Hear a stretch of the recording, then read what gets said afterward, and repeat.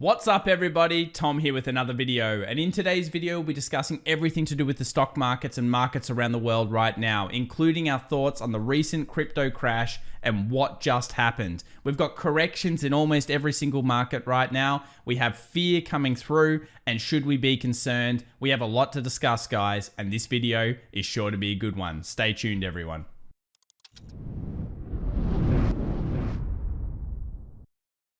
All right, everybody. Well, what better place for us to start than to have a look at the stock market today? Before we get into the commodities, the crypto, and the indices, we need to understand what stocks were moving and what stocks were not. And it was all about big tech. Big tech got smashed through the Friday session. Nvidia, Tesla, Microsoft, Apple, all these stocks were down, but there were some greens, and those areas that the greens were in was super interesting. If we have a look here right now, we'll notice that the actual market started selling off almost immediately. And this is because of the jobs numbers. If anyone was following the jobs numbers, they weren't exactly pretty. That was the non-farm payrolls numbers that come out. And we saw the Nasdaq drop, the Russell 2000 drop, the S&P 500, and the Dow actually did better than expected. And that's because there was a movement through fear into what we call the defensive sectors. The XLP consumer staples, the utilities, they were all doing quite well for the day. Even healthcare was up 0.18%, but tech, financials, consumer discretionary, they were all smashed down really hard.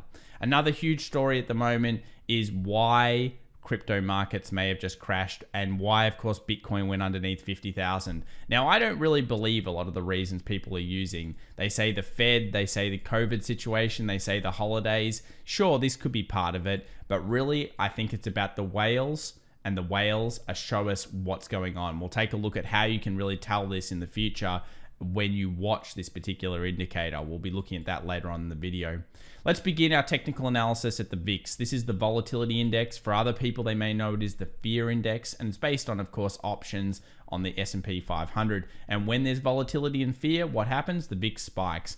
And in this case, look at what happened. It got above 30, and this is a huge closure out here in the weekly. Above 30 is a big one. This hasn't happened for pretty much most of 2021, and a lot of people will be calling this the beginning of the correction. But we have a huge level of support that was just reached by the major S&P 500, and I think that's something we've got to pay attention to throughout today's video.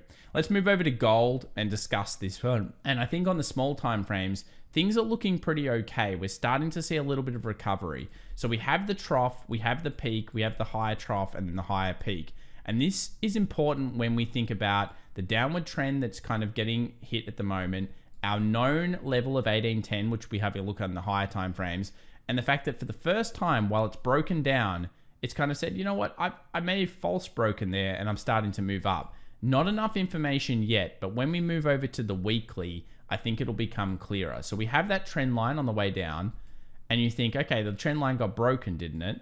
Well, not quite. I mean, what happened was we had a long leg doji. We have a high, we have a low, we have an open, and we have a close. Basically, these levels show us that the market went up, the market went down, and the market pretty much was at the same point as it started for the week. And you might say, well, Tom, that's not a big deal. Who cares about that? The reason we want to see these long leg dojis is it means the market is telling us, hey, we have no idea either what's going to happen next.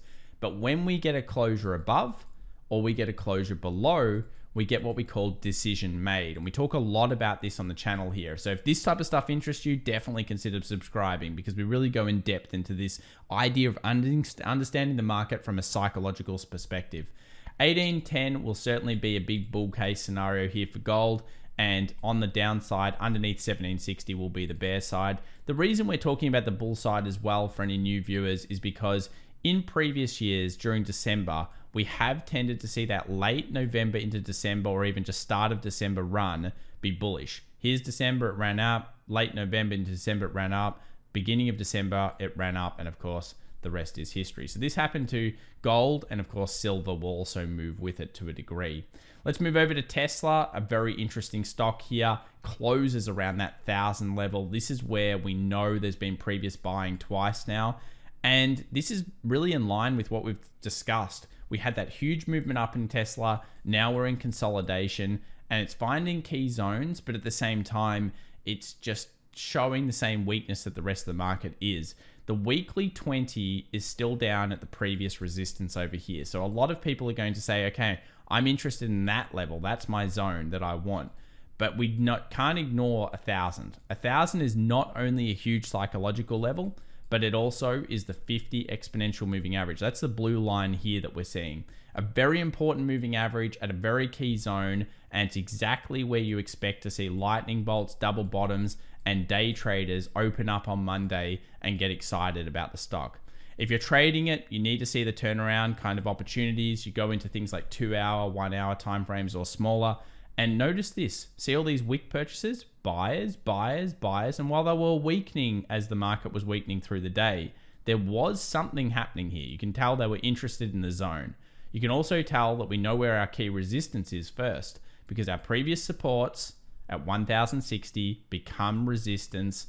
And this is where people will target. So they'll go for looking for this. And if it breaks through, they'll then look for, of course, the next zone. The next zone, we'll cover it as much as we can on the channel. Let's move over to the indices though, because I think this is where the biggest discussion will be for the week. When we have crashes or we have corrections or we have high volatility, people tend to look at stocks. What I believe they should be looking at, and what we all should be looking at together, is the indices, finding the key support zones and then looking at our stocks. And they'll usually marry up well together. But at the same time, these are the points where the whole market is saying, okay, I'm ready to stop, or I'm going to keep on going down. And I think this is the critical point. So if we have a look at Russell 2000, we'll notice that we have huge volatility coming into the market. This is a massive amount of volume that's being traded here. And we know this has been a disappointing market, frankly. It's moved all the way down back to the previous support around that 212 area. But not all hope is lost, because when we go into the smaller time frames, I think this is where it gets a little bit more exciting. And while it hasn't done it yet, we're starting to notice a pattern. This red line is the 20 exponential moving average. Most people use this. It's often called the mean reversion when you're using it on a higher time frame. So we have the 20 EMA touch here. 1, 2, 3, 4, 5. And we mentioned it last week. This was the resistance we expected it to have. But guess what? Now, if we get a turnaround story, let's say we make a low here, and we breach past that, not only would we be breaching and closing above the weakness moving average, but we'd be also starting what we call a double bottom, which is basically a low, a new low, and then of course a closure out. That would be the zone that we're targeting. So I think IWM is certainly worth a second look this week. This will be an interesting zone. Many people will be looking at, and if you have a system or some way of looking at it, then you might want to consider the educational component of course, these double bottoms, these technical analysis levels. Let's move over to the Nasdaq. Let's have a talk about a few things that everyone's discussing probably by now, which is not only this massive trend line, but also the head and shoulders that we're seeing on the top. So a lot of people have correctly identified in the community the head and shoulders. What a head and shoulders is it's a pattern which effectively kind of looks like a human. We've got the left shoulder, we have the head, we have the right shoulder, and then we've got what we call the neckline. Now, the idea of this pattern is that when it breaks past the neckline like it did over here, we get further weakness, and that weakness goes the distance between the neckline and the head. This effectively is A, which becomes B. So it's pretty simple, you would think in principle. But the problem with the market is it's generally optimistic. So the market is very tough to short and much easier to long. Now, do we have a key zone if this had broken through? Absolutely. We know it can hit our trend line. I think that's a very big case scenario here for the bears, trying to push this Nasdaq down into this trend line. But I think where it closed weekly is the really important component. And this comes back to the S&P 500 we'll look at in just a few moments. So we have here the previous resistance, which is right there. We have that as acting as support, and look at the close right on that zone. They're sneaky, aren't they? They close it perfect right on the area. If we then see a turnaround story, well, that is going to automatically say, okay, well, that was the low. That's all we're going to get. If we continue to see weakness in tech though, we've got the 20 moving average underneath, which is the weekly. We know it's bounced off this several times. And then we might spike down low and of course move back up. So these, I think, are the most likely scenarios right now. We either bounce right here or move to these levels. I think it's unlikely we get underneath this zone.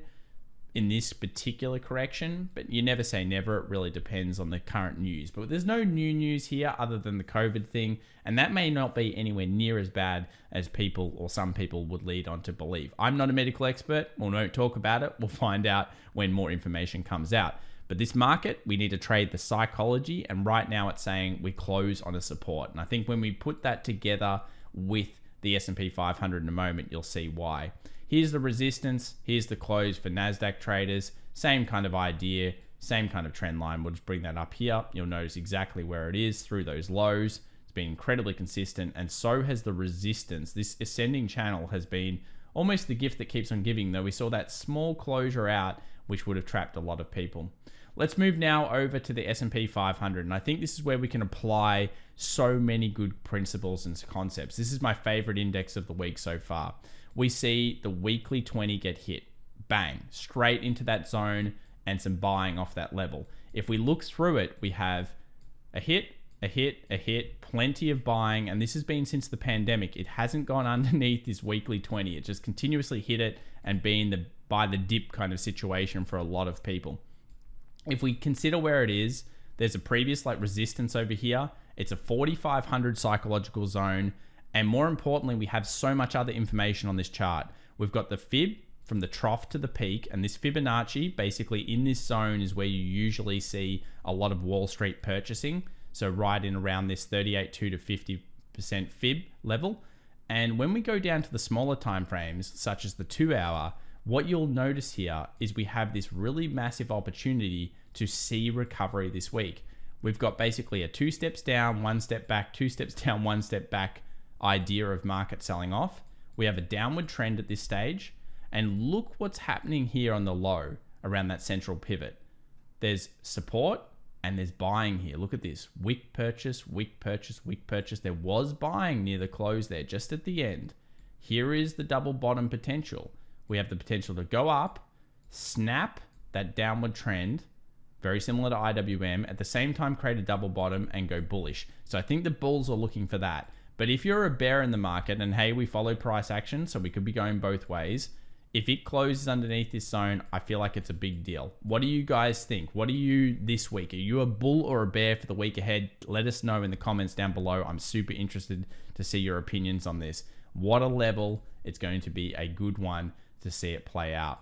Let's now talk about the crypto market, and everyone's freaking out, and rightfully so. The market got tanked and it was a flash crash. Now, I believe it's partially due to illiquidity because it happened on the weekend, and that tends to be a time when more retail traders are trading. There might be less volume in the market, all of those types of things. And I believe it was the whales that did this. Now, there are a few reasons and a few signals and indicators you can use for it. But in essence, our theory so far has remained true. We've believed for a little bit here, ever since Ethereum BTC ratio went through down here, that Ethereum was stronger than BTC. It looks to be proven correctly again. If you were only holding Ethereum into the crash, it did crash, don't get me wrong, everything fell. But it wasn't as bad as the Bitcoin fall. And Bitcoin went upwards of almost 40% from the top down, and that's a big deal. I mean, this is starting to become a thing. In normal crypto crashes, you've seen 30% got wiped off the market, 20 to 30%, that's it. This time round, we've seen now 240s, and that's pretty big. That's a huge deal. So FBTC still looks like Ethereum is beating Bitcoin in terms of strength for now.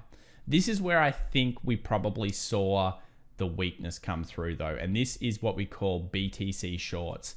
And we noticed this last week that it was starting to go up, and this effectively means that whales are starting to short positions on Bitcoin, and they always tend to get their way.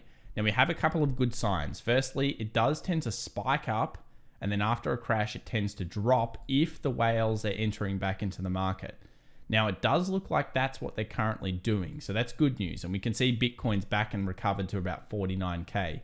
But what a huge little pull up here, and especially that weekend kind of trade where we saw that little bit extra come through on BTC shorts. Now, it's been jumping here for a little while, but last week they started adding to those positions. And I think that was a big, big component of it. Everything else might have been part of it, but really this tends to be it. They're the whales, we're the krill in the ocean, and we get smashed around by them. So always watch BTC shorts. It can help you get a bit of an idea if you're seeing flaky TA on the markets. Now, we've been talking about 60K being the biggest deal for the bulls. That was the level we were looking for it to break out. We had the log chart here in terms of a trend line. And as soon as that trend line got busted, which happened right here, look what happens. Bang, straight through. So it shows that when you have key levels, such as this 52K, 52.5, you close below that level and the trend line, that it allows that massive sell-off effect. And this is the power of TA. Now, are things looking better? I think they are. I think this recovery should come through. We're looking for Bitcoin to get back above 52,000, especially 50,000, because that's a big psychological zone. And I'm hoping that can happen in the next 24 to 48 hours. I'm not overly concerned with Bitcoin at this stage, but I tell you what, I wouldn't want it to dive back down to this level again, because that's showing there's severe weakness there. If we think about previous crashes, there's a lot of crashes where they do rally and then it comes back down. It can be a while before it rallies again. What we really like is this type of thing. Bang, bang. We want some V-shaped rally, not one of those ones that comes up and then goes back down and then hovers around for a while. So ideally, this rally does continue up and we do see strength.